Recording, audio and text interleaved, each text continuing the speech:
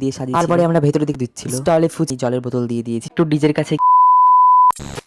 আজকে আমরা যাবো বিয়ে বাড়িতে, তো সেই জন্য রেডি হয়ে নেব। ফার্স্টে তোমরা দেখলে অন্য শার্ট ছিল, পরে আমি এই সাদা শার্টটা পরেছিলাম। রেডি হয়ে গেছিলাম আমি, তারপরে এবার আমরা বেরিয়ে পড়েছিলাম। আমাদের বাড়ির পাশে একদম বিয়ে বাড়ি, সেই জন্য বেশি দেরি লাগেনি যেতে। বিয়ে বাড়িতে এসে দেখছিলাম চারিদিকে কত সুন্দর লাইটিং করে দিয়ে সাজিয়ে। তারপরে আমরা ভেতরের দিকে যাচ্ছি, দেখলাম বউ বর বসে আছে, দেখতে খুবই সুন্দর লাগছে। তারপরে আমার এই বুনুকে দেখো খেতে শুরু করে দিয়েছে। তারপরে আমরা চলে গেলাম পকোড়া নেওয়ার জন্য, তো পকোড়াগুলো খুবই টেস্টি ছিল আর অনেকগুলো করেও দিচ্ছিল। স্টলে ফুচকা কফিও ছিল, কিন্তু আমরা সেগুলো খাইনি। তারপরে আমরা খাওয়ার জন্য প্যান্ডেলে চলে গিয়েছিলাম, এসে দেখি পুরো সিট ফাঁকাই আছে, সেই জন্য আমরা এসে বসে পড়লাম। আমার সামনে আমার একটা বুনু বসেছিল, সেখানে আমরা 10 মিনিট বসে থাকার পরে আমাদের ফাইনালি জলের বোতল দিয়ে দিয়েছি। বুনু বলছে বোতলে করে আমি কেমন করে জল খাবো, বুনুকে বললাম মুখ লাগিয়ে খেয়ে নিবি। এদিকে পাতা টিস্যু আর জোয়ান দিয়ে দিয়েছিল, তারপরে সালাড আর লেবু দিয়ে দিয়েছিল, তো আমি বসে থেকে সালাড খাচ্ছি। তারপরে বেগুনি দিয়ে দিয়েছিল, দুটো দিয়েছিল বেগুনি আমাকে। তারপরে ভাত তরকারি ডাল ছিল, আর আমি খেতে শুরু করে দিয়েছিলাম। তার কিছুক্ষণ পর আবার ভাত দিতে এসেছিল, কিন্তু আমি ভাত নিইনি।